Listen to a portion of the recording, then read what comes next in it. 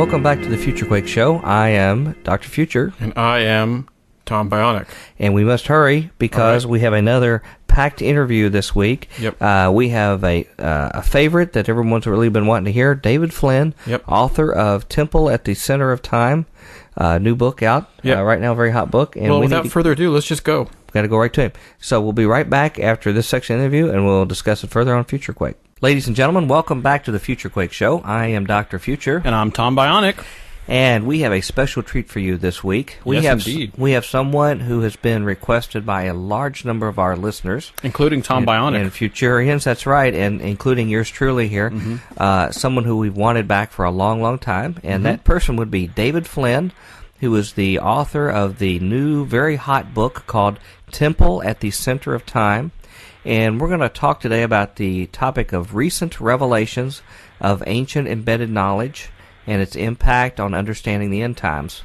And I cannot think of anyone better to have than you, Mr. Flynn, to be back with us to talk on this topic. Thank you very much, and I'm really glad to be able to talk to you again. It's been a while. Yeah. Oh, it's been a long period of time. Let's just say it's been too long. I tell you, I know many of our oldest listeners will never forget the night back in the early days of our show, way back in 2005, our first year broadcast, when you just called up one day and shared with us some of your fantastic findings just off the cuff in just real impromptu phone call on air. And it led to some very fevered calculations by me afterwards because I was blown away by what you shared with us. And then we were able to get you on for a bona fide show shortly thereafter, back in, I believe it was the summer 2005. And if what I'm guessing is that some of that material actually made its way into your new book that you've done. To start off our discussion, could you bring many of our new listeners up to speed a little bit with who you are, David, and briefly inform them with a little concise summary of your background, and just tell us who David Flynn is. Okay, well, the first thing I think that comes to mind when what I've done, I guess, would be the website that was started way back in '93, which seems insane almost to me that far time. But my wife and I were the first to start researching, I think, on the web, the biblical basis or any information at all that came out of the Bible concerning UFOs and the alien abduction phenomena. Living here up in Montana, UFO sightings are actually kind of a regular thing during the height of the Cold War, and they're still ongoing. There's also the cattle mutilation phenomenon and all these strange things that go on right outside and around where I'm at. I put up, it was mostly a compendium of information that after a while started building to the point where I could see a definite trend, an actual connection between end time prophecy and what had been actually kind of lined out by Jesus himself, talking about when he would come back. It would be exactly like the days before Noah entered the ark, and you go back Genesis 6. Epic, and you can find out that there really is a strange connection between the Nephilim, these giants of old, and the alien and the UFO phenomena. That was what I did first on that. Were you one of the very first people to put two and two together on that? You're the first that I came across that did. I don't know. I mean, I never read, Pember, right, 100 years ago, and he had talked about this. And he'd even talked about pre-Adamic civilization in some of his books. And his watershed book, like Earth's Earliest Stages. Yeah, and that was something that I came across later, actually, maybe a couple of years after the website had gone up. But contemporary theologians and eschatologists hadn't really touched the subject much. I guess it's because when you think about the amount of different information that's gone into UFO phenomena, at least in this country, it would make it very difficult to look credible.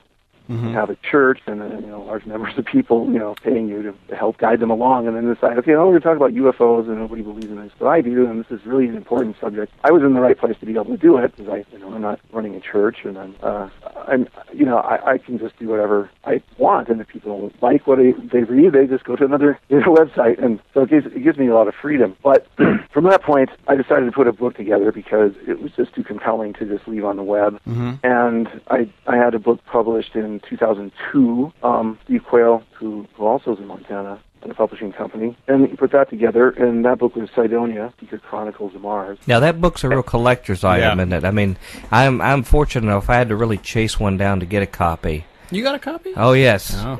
but it's something that people treasure when they get a copy of it because there's nothing like it that's ever been written before, to my knowledge. Yeah, the Gilberts talk about that very, very highly. Right. Yeah. Thanks.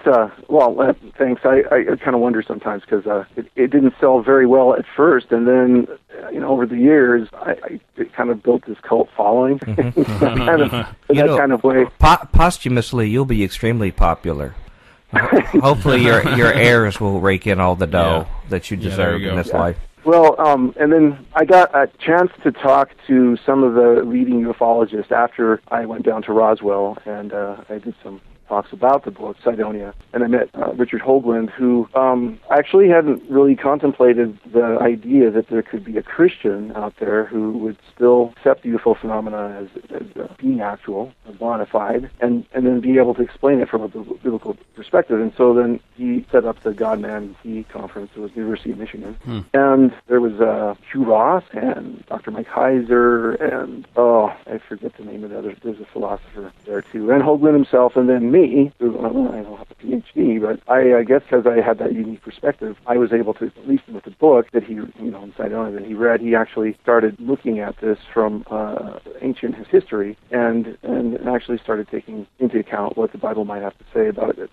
Not just the UFO phenomena, but also the structures that may be artificial on Mars, especially the Cydonia region. There's the name Cydonia for the book. So from that point, I started doing more talks and really looking at the phenomena because there were a lot of eschatologists that started standing up and taking notice and realizing that the pattern was building and that it was prophetic. So now with this latest book, taking a turn away from that slightly and looking at what Newton did when he came to his prophetic work, and I opened up an incredible can of worms with this one because I didn't realize how much work Newton had done on prophecy. I found that most of the works that he did were never published. There was only one in his lifetime, and that was observations on the prophecies of Daniel and the Apocalypse of John. But out of all the works that he did in natural philosophy, or science as we later call it, he did he did twice as much with prophecy. And I think part of the reason they weren't published is because he himself was a Unitarian, and in the Trinitarian Church of England, that was a heresy. And,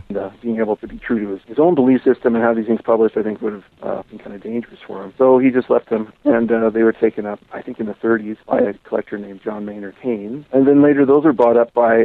As in the John Maynard Keynes, the... Economist. The economist? I believe so. He's a biographer of Newton, one of the first, and he brought to light a lot of the information of Newton's dabbling in alchemy, and also prophecy. But the reason he was doing these things, I think, is he was trying to find the key to some lost knowledge, the understanding that he believed that there was some way of understanding the universe, science, and prophecy, and all knowledge that existed in a kind of a holistic and a simple way. And the key to it, and he was searching for it. And he definitely, he was definitely a Christian, and he definitely believed the Bible was infallible. And spoke and wrote Hebrew. He was actually taught Hebrew by one of the first persons to translate it. A rabbi in Cambridge taught him Hebrew, and he had to translate it as a Mishnah into English. And so Newton paid incredible attention to Jewish sages because he believed that they had somehow lost key to interpreting prophecy. And in turn, he thought that would also clarify his scientific theories. Now, he thought this was more important than even his other findings, like those little things like law of gravity and those kind of things like that. He considered this really a more important task that he took. Well, the biographers talk about his two miraculous years when he formulated almost all his scientific theories. And this was only when he was 17 and he graduated from Trinity at Cambridge in 1665. And it was the year of the plague in London. And 100,000 people died in the plague. And then the year later, 1666, the Great Fire of London occurred. There were two comets that ran 1664, 65, and then 65, 66, exactly a year apart. And there was this great expectation that the year 1666 would somehow fit into, or Revelation talks about, the mark of the beast. There was actually books written on it. And during that time, also, when England had gone through a series of civil wars. There was no monarchy. There was no king at the time, and Cromwell was actually running things. And he was very close. He had Cromwell had the ears of the fifth monarchists. These guys were a group of theological politicians who believed that, according to the prophecies in Daniel 4, we were in the fifth, or they were in the fifth kingdom, according to Daniel's statue with head of gold and shoulders of silver and then brass and so on. You get down to the feet, and that's the fifth iron and clay monarchy of the world. They believe that they're going to see the second coming of Christ, and they designed most of the economic, political sort of policies at that point when Newton was actually going to school around this idea, this belief system. And so this was so strongly intact in the country at the time, the belief that the Messiah would come, that Newton himself had written about thinking he had been given the power to open Daniel's book, the prophetic understanding, the clarity of it was given to him. And then he believed that the laws of the universe were one and the same with the laws of Moses. And so by breaking down and understanding how the law of Moses worked, he even looked at it geometrically, looked at it numerically, he could understand more closely when the timing of the second coming would arrive and the chronology of all the end-time prophecies. We really worked hard with that, doing this sort of thing. Joseph Mead was his predecessor. He wrote the Key to the Apocalypse, Key to Prophecy, and he spent a great deal of time going over what Mead had done and tried to understand when according to the chronology from all the works in the Bible concerning the temple and its instructions, how it would fit, how would the temple be rebuilt, how would this all come to pass, because the temple seemed to him to be the backdrop of all end-time prophecies. And he says this over and over again, the temple, and not only the temple, but the Ark of the Covenant, were the backdrop of every scene in Revelation to John as soon as he started writing the prophecies. Plus that important passage in Ezekiel as well, too. Yes, it's throughout many of the end-time prophecies, and Newton was able to make a really clear connection between the idea that if the laws of Moses, written in God's own hand, the creator of the very universe, had made these moral absolutes for people to follow, there would still be somehow embedded in them the absolutes or laws of creation. And he believed they were both connected.